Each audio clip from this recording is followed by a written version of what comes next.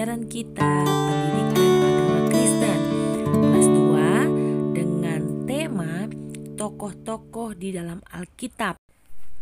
Bab yang ke-12, kita belajar hidup rukun dengan sesama lewat tokoh-tokoh yang tertulis di dalam Alkitab. Jadi tertulis dalam Alkitab ini adalah tokoh-tokoh yang sangat bisa menjadi teladan buat kita semua.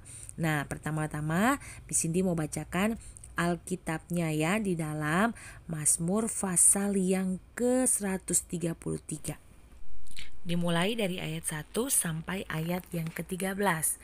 Nyanyian siarah Daud, sungguh alangkah baiknya dan indahnya apabila saudara-saudara diam bersama dengan rukun, seperti minyak yang baik di atas kepala meleleh ke janggut, yang meleleh ke janggut Harun dan ke leher jubahnya, seperti embun gunung Hermon yang turun ke atas gunung-gunung Sion, sebab kesanalah Allah memerintahkan berkat kehidupan untuk selama-lamanya. Jadi kita tahu bersama ketika kita hidup rukun pasti akan ada berkat yang Tuhan kasih. Baik kita di rumah, tempat kita bermain, atau di sekolah. Oke, kita lanjut untuk belajar dari tokoh-tokoh Alkitabnya. Yang pertama adalah Daud dan Mefiboset. Kalau di buku paket Miss Cindy ada di halaman 95. Kalian bisa cari ya di buku paket ya. Sambil digaris-garis bawahi sesuai dengan penjelasan dalam video ini.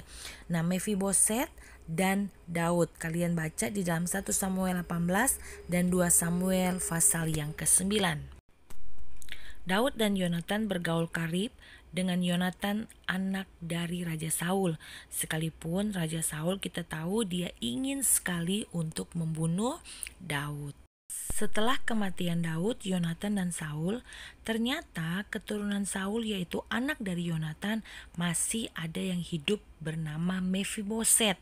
Dan dalam 2 Samuel 9 ayat 7, Daud mengembalikan semua ladang Saul dan setiap hari ia makan sehidangan dengan Raja Saul. Jadi Mefiboset ini adalah keturunan dari Saul dan Yonatan. Setelah Saul dan Yonatan meninggal, Daud kembali mencari keturunan dari Saul dan Yonatan.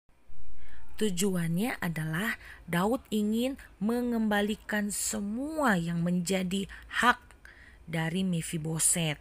Ya, jadi sekalipun tadinya Saul sangat membenci Daud, tetapi Daud tidak membalas. Daud tetap ingin menjalin hidup rukun dengan keturunan-keturunan Saul dan Yonatan. Kita belajar sekalipun Daud pernah dibenci, tetapi Daud tetap berbuat kebaikan kepada keturunan Saul dan Yonatan. Oke, selanjutnya kita bisa melihat di tokoh Alkitab berikutnya. Esau dan Yakub. Kalau di buku paket Miss Cindy ada di halaman 93. Ya, kalian bisa baca juga dalam Kejadian 27, 32 dan 33.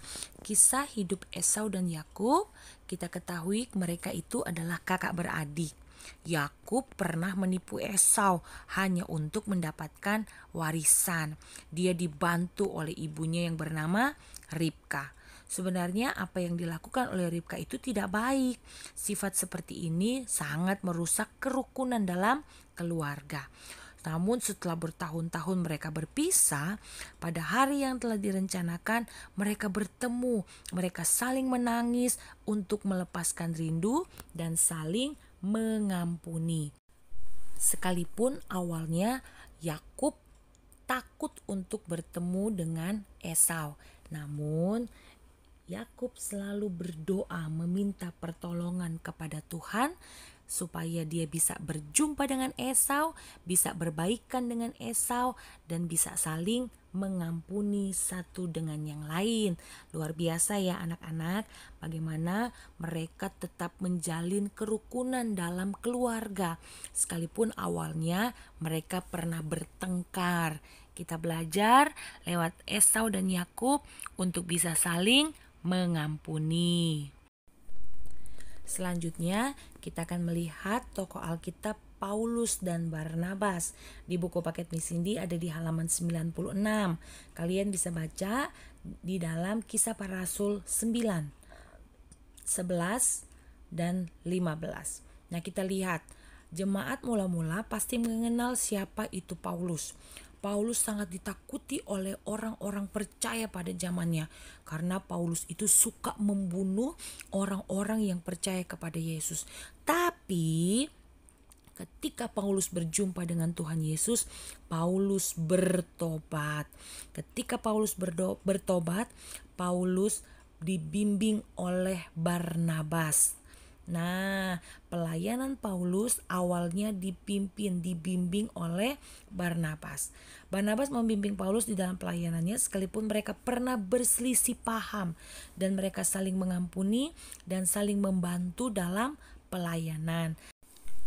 Karena sikap Paulus dan Barnabas yang bisa saling mengampuni dan saling membantu dalam pelayanan, nah, semua orang pada melihat keberadaan mereka dan banyak orang bertobat.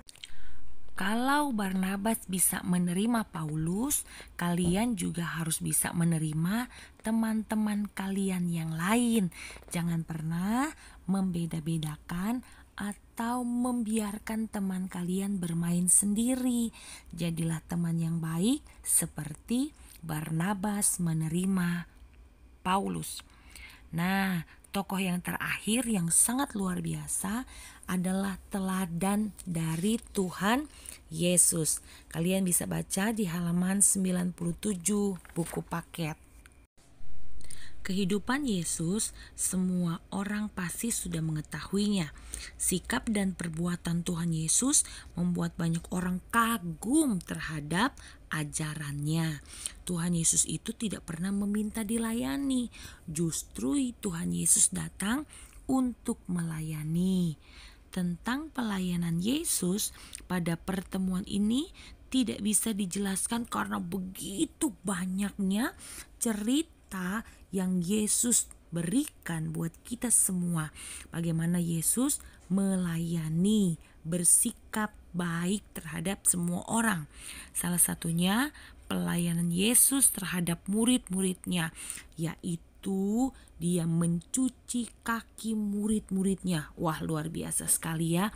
Ini teladan yang Tuhan Yesus berikan kepada kita semua. Tuhan Yesus, dia adalah Tuhan, dia adalah luar biasa, dia maha kuasa, tetapi dia mau merendahkan hatinya, memberikan teladan ketika dia membasuh atau mencuci kaki murid-muridnya. Nah, kesimpulan pelajaran kita hari ini adalah cara hidup rukun dengan orang lain menurut tokoh-tokoh Alkitab. Esau dan Yakub saling mengampuni, Daud dan Mefiboset melakukan kebaikan, Barnabas dan Paulus menerima teman dengan baik, dan Tuhan Yesus menjadi teladan yang paling baik buat kita semuanya. Ayo anak-anak, kita semangat untuk hidup rukun dengan semua orang karena itulah Tuhan kehendak. Tuhan Yesus memberkati.